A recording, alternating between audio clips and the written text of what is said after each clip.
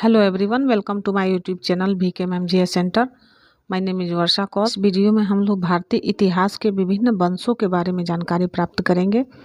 तो आइए हम लोग चलते हैं, देखते हैं कि वह जो वंश कौन कौन से थे जो भारत में उन्होंने राज्य किया।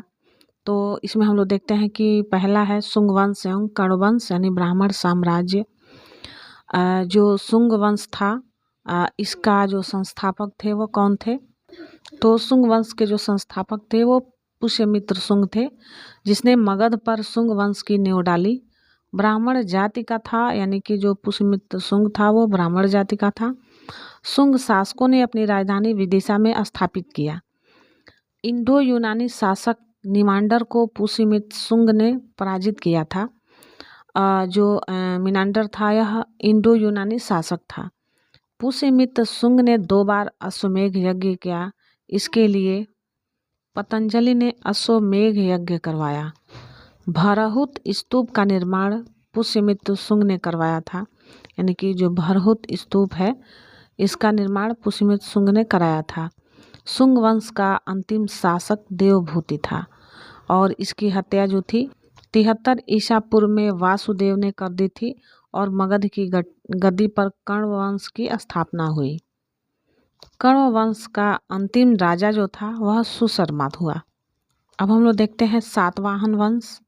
सिमुक ने 60 ईसा पूर्व में सुशर्मा की हत्या कर दी और सातवाहन वंश की स्थापना की।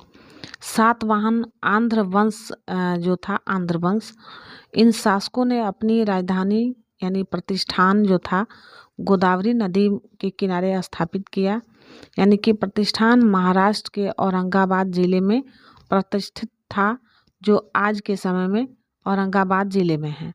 सातवाहन वंश के प्रमुख शासक थे वो कौन कौन थे?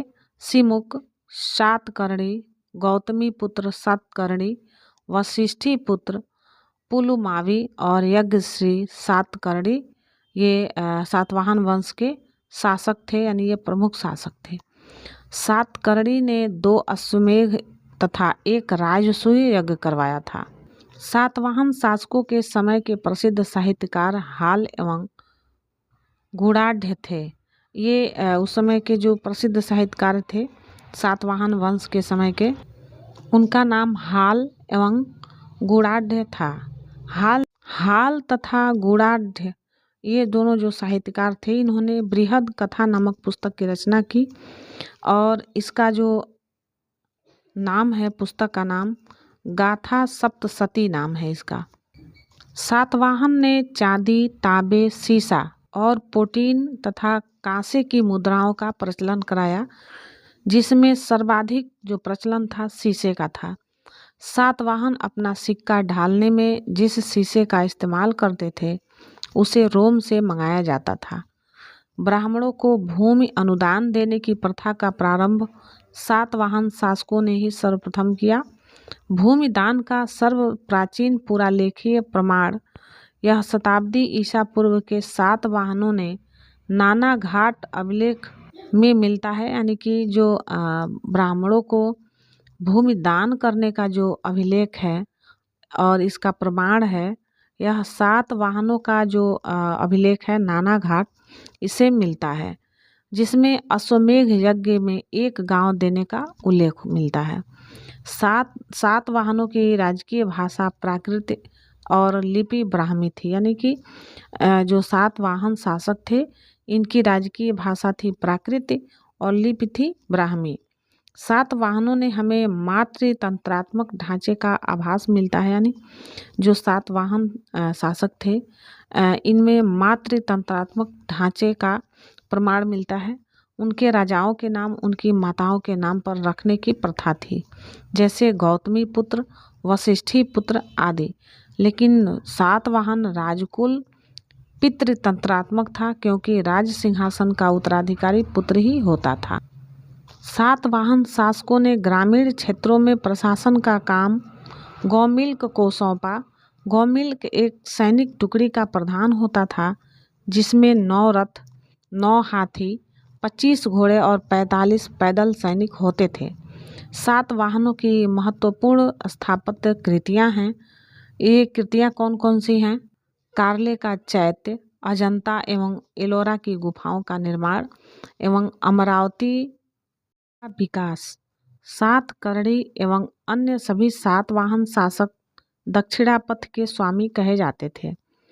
सातवाहन राज्य ने उत्तर और दक्षिण भारत के बीच सेतु का काम किया। अब हम लोग इसके बाद देखते हैं चेदी वंश कलिंग के बारे में। अशोक की मृत्यु के उपरांत संभवतः प्रथम शताब्दी ईसा पूर्व में कलिंग में चेदी राजवंश का उदय हुआ। इसकी जानकारी हमें हाथी गुम्फा अभिलेख जो भुवनेश्वर में है, उड़ीसा राज्य में है भुवनेश्वर, यहाँ से मिलती है। खारवेल जो था यह चेदी वंश का एक प्रतापी राजा था। खारवेल जैन धर्म का अनुयायी था और उसने जैन मुनियों के लिए उदयगिरी की पहाड़ी में गुफा का निर्माण करवाया था।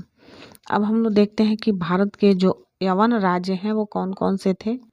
भारत पर आक्रमण करने वाले विदेशी आक्रमणकारियों का क्रम निम्न है। इसमें पहले हिंद यूनानी आए, फिर शक, पहलव और कुषाण। सेल्यूकस के द्वारा स्थापित पश्चिमी तथा मध्य एशिया के विशाल साम्राज्य को इसके उत्तराधिकारी एंटियोकस प्रथम ने अक्षुण्ण बनाए रखा। एंटियोकस सेकंड के शासनकाल में विद्रोह के फलस्वरूप उसके अनेक प्रांत स्वतंत्र हो गए। बैक्ट्रिया के विद्रोह का नेतृत्व डियोडोरस प्रथम ने किया था। बैक्ट्रिया पर डियोडोरस प्रथम के साथ उन राजाओं ने क्रमशः शासन किया जो डियोडस सेकंड था, यूथिडेमस था, डेमिट्रियस, मिनांडर, यूक्रेटाइटस और एंटीआलकिडस तथा हर्मिक्स था।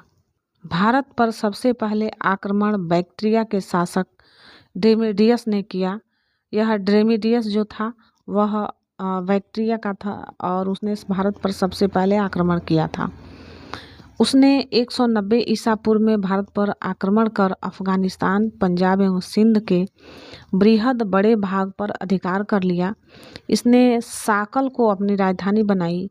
इसे ही हिंद यूनानी या बैक्ट्रिया यूनानी कहा गया है। हिंद यूनानी शासकों में सबसे अधिक विख्यात जो था वह मिनांडर था। इसका शासनकाल 165 से 145 ईसा पूर्व तक था। इसकी राजधानी साकल थी। यह आधुनिक सियालकोट के पास है, यानी आधुनिक सियालकोट में है। और जो राजधानी साकल थी यह शिक्षा का प्रमुख केंद्र था। मिनांडर ने नागसेन यानी नागार्जुन से बौद्ध धर्म की दीक्षा ली थी। जो मिनांडर था वह बौद्ध धर्म की दीक्षा लिया हुआ था नागसेन से, जिसका दूसरा नाम नागार्जुन था। मिनांडर के प्रश्न एवं नागसेन द्वारा दिए गए उत्तर एक पुस्तक के रूप में संग्रहित है जिसका नाम है मिलिंद पान्हो, अर्थात मिलिंद पान्हो के प्रश्न का प्रश्न यह था या उसको मिलिंद प्रश्न के नाम से जाना जाता था। हिंद यूनानी भारत के पहले शासक हुए जिनके जारी किए सिक्कों के बारे में निश्चित रूप से कहा जाता है कि सिक्के किन किन राजाओं के हैं। भारत में सबसे पहले हिंद यूनानियों ने ही सोने के सिक्के जारी किए थे। हिंद यूनानी शासकों ने भारत के पश्चिमोत्तर सीमा प्रांत में यूनान की प्राचीन कला चलाई जिसे हेलेनिस्टिक आर्ट कहते हैं। भारत में गांधार कला इसका उत्तम उदाहरण है। यूनानियों ने पर्दे का प्रचलन प्रारंभ किया, भारतीय नाट्य कला के विकास में योगदान किया। चूँकि पर्दा यूनानियों का देन था इसलिए वह यवनिका के नाम से प्रसिद्ध हुआ। अब हम लोग देखते हैं इसके बाद से कौन सा वंश फिर भारत में आया। शक वंश। यूनानियों के बाद शक आया, यानी जो जब यूनानियों का राज्य समाप्त हुआ उसके बाद भारत में शक का राज्य शुरू हुआ। शकों की 5 शाखाएं थी और हर शाखा की राजधानी भारत और अफगानिस्तान में अलग अलग भागों में थी। पहली शाखा में अफगानिस्तान, दूसरी शाखा में पंजाब, इसकी राजधानी तक्षशिला थी। तीसरी शाखा में मथुरा, चौथी शाखा में पश्चिमी भारत और 5वीं शाखा में ऊपरी दक्कन पर प्रभुत्व स्थापित किया। प्रथम शक राजा मोअ था। शक मूलतः मध्य एशिया के निवासी थे और चारागाह की खोज में भारत आए हुए थे। 58 ईसा पूर्व में उज्जैन के एक स्थानीय राजा ने शकों को पराजित करके बाहर खदेड़ दिया और विक्रमादित्य की उपाधि धारण की। यानी कि विक्रमादित्य उपाधि ने 58 ईस्वी में उज्जैन में क्या किए थे कि वह जो शक राजा थे उनको पराजित किए थे। शकों पर विजय के उपलक्ष्य में 58 ईसा पूर्व के एक नया संवत यानी विक्रम संवत के नाम से प्रारंभ हुआ। यानी कि शकों को पराजित करने के खुशी में या उनके उस विजय के अवसर पर राजा विक्रमादित्य ने विक्रम संवत के नाम से नया संवत का प्रारंभ किया। उसी समय से विक्रमादित्य एक लोकप्रिय उपाधि बन गई, जिसकी संख्या भारतीय इतिहास में 14 तक पहुंच गई। गुप्त सम्राट चंद्रगुप्त द्वितीय सबसे अधिक विख्यात विक्रमादित्य था। शकों की अन्य शाखाओं की तुलना में पश्चिम भारत में प्रभुत्व स्थापित करने वाली शाखा ने सबसे लंबे अरसे तक शासन किया। गुजरात में चल रहे समुद्री व्यापार से यह शाखा काफ़ी लाभान्वित हुई और भारी संख्या में चांदी के सिक्के जारी किए। शकों का सबसे प्रतापी शासक जो था वह रुद्रदामन प्रथम था, जिसका शासन 130 से लेकर 150 ईसा पूर्व तक रहा और यह गुजरात के बड़े भूभाग पर शासन किया। इसने काठियावाड़ की अर्धशुष्क सुदर्शन झील जो मौर्यों द्वारा निर्मित की गई थी, इसका जीर्णोद्धार किया। रुद्रदामन संस्कृत का बड़ा प्रेमी था। उसने ही सबसे पहले विशुद्ध संस्कृत भाषा में लंबा अभिलेख यानी गिरनार अभिलेख जो है सबसे संस्कृत का लंबा अभिलेख है, इसको जारी करवाया। इसके पहले से सभी अभिलेख प्राकृत भाषा में रचित थे। भारत में शक राजा जो थे अपने को क्षत्रप कहते थे। इसके बाद हम लोग देखेंगे पार्थियाई या पहलव। पश्चिम उत्तर भारत में शकों के आधिपत्य के बाद पार्थियाई लोगों का आधिपत्य हुआ, यानी पहलव शासकों का आधिपत्य हुआ। इसके प्रसिद्ध पार्थियाई राजा थे। प्रसिद्ध पार्थियाई राजा गोंडोफर्निस था। उसी के शासनकाल में सेंट टॉमस ईसाई धर्म का प्रचार करने के लिए भारत आया हुआ था। पार्थियाई लोगों का मूल स्थान ईरान में था, यानी कि ये ईरानी हुआ करते थे। अब हम लोग देखते हैं कुषाण वंश के बारे में जानते हैं। पहलव शासकों के बाद कुषाण आए, जो यूची एवं तोखरी भी कहलाते हैं। यूची नाम एक कबीला का था जो 5 कुलों में बट गया था। उन्हीं में एक कुल के थे कुषाण। कुषाण वंश के संस्थापक कुजुल कडफिसेस था। इस वंश का सबसे प्रतापी राजा कनिष्क था। ये कनिष्क के बारे में बार बार सभी परीक्षाओं में पूछे जाते हैं। इनकी राजधानी पुरुषपुर या पेशावर थी। कुषाणों की द्वितीय राजधानी थी वह मथुरा थी। कनिष्क ने 78 ईसा पूर्व में गद्दी पर बैठने के समय एक संवत चलाया जो शक संवत कहलाया, जिसे भारत सरकार द्वारा प्रयोग में लाया जाता है। यही शक संवत कुषाणों के द्वारा चलवाया गया शक संवत है, जो आज के समय में भी यह प्रचलित है और भारत सरकार इसका प्रयोग करती है। बौद्ध धर्म की चौथी बौद्ध संगीति कनिष्क के शासनकाल में कुंडल वन यानी कश्मीर में हुआ था, जो प्रसिद्ध बौद्ध विद्वान वसुमित्र की अध्यक्षता में हुई थी। कनिष्क बौद्ध धर्म के महायान संप्रदाय का अनुयायी था। चीनरी जनरल पेन चौवा जो था उसने कनिष्क को हरा दिया था। आरंभिक कुषाण शासकों ने भारी संख्या में स्वर्ण मुद्राएं जारी की, जिनकी शुद्धता गुप्त काल के स्वर्ण मुद्राओं से उत्कृष्ट है। कुषाणों ने सोने के सर्वाधिक शुद्ध सिक्के जारी किए। कुषाणों ने उत्तरी तथा उत्तरी पश्चिमी भारत में सर्वाधिक संख्या में तांबे के सिक्कों की प्रचलित की थी, यानी उसको जारी किया था। कनिष्क का राजवैद्य आयुर्वेद का विश्व विख्यात विद्वान था, वह चरक था, जिसने चरक संहिता की रचना की, जो भारतीय चिकित्सा शास्त्र का विश्वकोश कहलाता है। महाविभास सूत्र के रचना अनुसार वसुमित्र हैं, उसे ही बौद्ध धर्म का विश्वकोश कहा जाता है। कनिष्क के राजकवि अश्वघोष ने बौद्धों का रामायण यानी बुद्ध चरित्र की रचना की। बुद्ध चरित्र को बौद्धों की रामायण के नाम से जाना जाता है। वसुमित्र, पार्श्व, नागार्जुन, महाचेत और संघरक्ष भी कनिष्क के दरबार की विभूति थे। भारत का आइंस्टीन नागार्जुन को कहा जाता है। इनकी पुस्तक माध्यमिक सूत्र, इसमें नागार्जुन ने सापेक्षता का सिद्धांत दिया है और नागार्जुन की रचित जो पुस्तक है माध्यमिक सूत्र है। कनिष्क की मृत्यु 102 ईस्वी में हो गई। कुषाण वंश का अंतिम शासक वासुदेव था। कुषाण राजा देवपुत्र कहलाते थे। यह उपाधि कुषाणों ने चीनियों से ली थी। गांधार शैली एवं मथुरा शैली का विकास कनिष्क के शासनकाल में हुआ। मथुरा संग्रहालय में कुषाणकालीन मूर्तियों का संग्रह अधिक मात्रा में है। गांधार कला के लिए तक्षशिला प्रसिद्ध है। रेशम मार्ग पर नियंत्रण रखने वाले शासकों में सबसे प्रसिद्ध कुषाण थे। कुषाण साम्राज्य में मार्गों पर सुरक्षा का प्रबंध था। रेशम मार्ग का आरंभ कनिष्क ने कराया था। रेशम बनाने की तकनीकी जो थी, इसका आविष्कार सबसे पहले चीन में हुआ था। मथुरा शाटक नामक विशेष प्रकार के वस्त्र का निर्माण केंद्र हुआ करता था। कुषाण काल में सबसे अधिक विकास वास्तुकला के क्षेत्र में हुआ। इसी काल में बुद्ध की खड़ी प्रतिमा का निर्माण हुआ था। यह परीक्षाओं में पूछा जाता है कि बुद्ध की खड़ी प्रतिमा का निर्माण किस शासक के काल में हुआ था, तो कुषाण काल में हुआ था और इसका जो विकास था वह कुषाण काल के वास्तुकला के क्षेत्र में बहुत ही महत्वपूर्ण विकास था। अब हम लोग जानेंगे संगम युग के बारे में।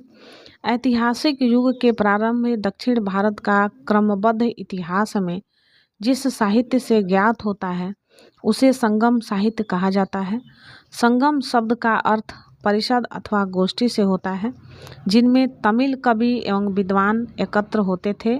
प्रत्येक कवि अथवा लेखक अपनी रचनाओं को संगम के समक्ष प्रस्तुत करता तथा उसकी स्वीकृति प्राप्त हो जाने के बाद ही किसी रचना का प्रकाशन संभव था। परंपरा के अनुसार अति प्राचीन समय में पांड्य राजाओं के संरक्षण में कुल 3 संगम आयोजित किए गए। इनमें संकलित साहित्य को ही संगम साहित्य की संज्ञा प्रदान की गई। संगम साहित्य का संग्रह लगभग 300 ईसा पूर्व से 300 ईसा तक तमिलों द्वारा विधिक सामाजिक पृष्ठभूमि में किया गया। उपलब्ध संगम साहित्य का विभाजन 3 भागों में किया जाता है। पहला है पत्थु पातु, दूसरा है इत्युथोकै तथा तीसरा है पादिनेन कक्कू। यानी यह 3 जो साहित्य थे, पहला है पत्थु पातु, दूसरा है इत्थुथोकै तथा तीसरा है पादिनेन किलकनकू। तिरुवल्लुवर द्वारा कृत कुराल तमिल साहित्य का एक आधारभूत ग्रंथ है। इसको आधारभूत ग्रंथ बताया गया है। इसके विषय त्रिवर्ग, आचार शास्त्र, राजनीति, आर्थिक जीवन, प्रणय से संबंधित है। इलांको कृत इस पुस्तक का नाम है शिल्पादिकारम, यानी इसमें पायलों के गीत के नाम से यह उत्कृष्ट रचना है, जो तमिल जनता में राष्ट्रीय काव्य के रूप में मानी जाती है। इसमें 30 सर्ग हैं, जिसमें 3 खंडों में लिपिबद्ध किया गया है। यह बौद्ध रुझान वाला महाकाव्य है। इसमें कावेरी पट्टनम के कोवलन, उसकी पत्नी कड़ागी एवं नर्तकी माधवी की प्रेम कहानी है। मथुरा के बौद्ध धर्मावलंबी व्यापारी शीतलय सतनार ने मणि मेकले की रचना की। इसमें 30 सर्गों के अतिरिक्त एक प्रस्तावना भी है। इसमें जैन प्रभाव है। इसमें राजकुमार उदय कुमारन एवं मणि मेकलेन कोवलन एवं नर्तकी माधवी की पुत्री की प्रेम कहानी है। इस ग्रंथ की कहानी दार्शनिक एवं शास्त्रार्थ संबंधी बातों के लिए बनाई गई है। इसका महत्व मुख्यतः धार्मिक है। नीलकंठ शास्त्री के अनुसार यह बौद्ध लेखक दिंगनाथ यानी 5वीं शती की कृति है, जो न्याय प्रवेश पर आधारित है। जीवक चिंतामणि संगम काल के बहुत बाद की रचना है। इसकी रचना का श्रेय जैन भिक्षु तिरुतक्त देवर को दिया जाता है। कहा जाता है कि तिरुतक्त देवर पहले चोल राजकुमार था, जो बाद में जैन भिक्षु बन गया। तोल्काप्पियम तमिल व्याकरण है। 5वीं शताब्दी के बाद बहुत सी प्रसिद्ध तमिल रचनाएं नैतिक एवं दार्शनिक उपदेश से इनके विभिन्न उद्देश्य हैं, इन उद्देश्यों के लिए लिखी गई हैं। इसमें तिरुवल्लावर और तिरुकुरल सबसे प्रसिद्ध है। राम कथा के अनेक तमिल संस्करण हैं, जिनमें सबसे प्रसिद्ध कंबन की इरामावतारम है। संगम साहित्य के काव्य को 2 श्रेणियों में बांटा गया है। पहला अकम और दूसरा पुरम। अकम काव्यों का मूल विषय प्रेम प्रसंग है, जबकि पुरम काव्यों का विषय युद्ध है। संगम साहित्य में अनेक तमिल प्रदेश के 3 राज्यों चोल, चेर तथा पांड्य का विवरण प्राप्त होता है। उत्तर पूर्व में चोल, दक्षिण पश्चिम में चेर तथा दक्षिण पूर्व में पांड्य राज्य स्थित था। संगम युगीन राज्यों में सर्वाधिक शक्तिशाली चोलों का राज्य था। यह पेन्नार तथा दक्षिणी वेल्लारू नदियों के बीच स्थित था, जिसका सबसे प्रतापी राजा करिकाल था। करिकाल ब्राह्मण मतानुयायी था और उसने ब्राह्मण धर्म की राजकीय संरक्षण प्रदान किया। पुहान पत्तन का निर्माण इसी के समय हुआ। इसने कावेरी नदी के मुहाने पर बांध बनवाया तथा सिंचाई करने के लिए नहरों का निर्माण करवाया। पेरुन्नानोपाध्याय ने करिकाल को संगीत के 7 स्वरों का विशेषज्ञ बताया था। संगम युग का दूसरा राज्य चेरों का था, जो आधुनिक केरल प्रांत में स्थित था।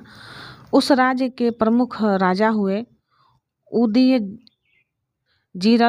लगभग 130 ईसा पूर्व, नेंदुजीरल आदन जो था 155 ईसा पूर्व एवं सेन गुट्टुवन 180 ईस्वी पूर्व। ये इसके प्रमुख राजा हुए थे। सेन गुट्टुवन ने अधिराज की उपाधि ग्रहण की।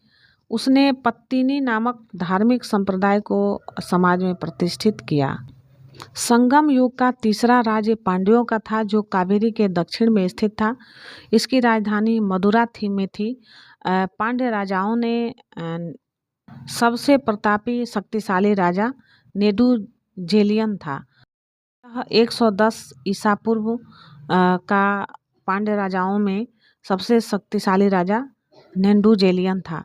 संगम युग में मंत्रियों को अमाई चान या अमाई चार कहा जाता था। राजधानी में एक राज्यसभा होती थी, जिसे नालवय कहा जाता था। यह राजा के साथ न्याय का कार्य करता था।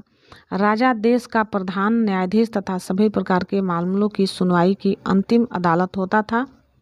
राजा के न्यायालय को मन्नरम कहा जाता था।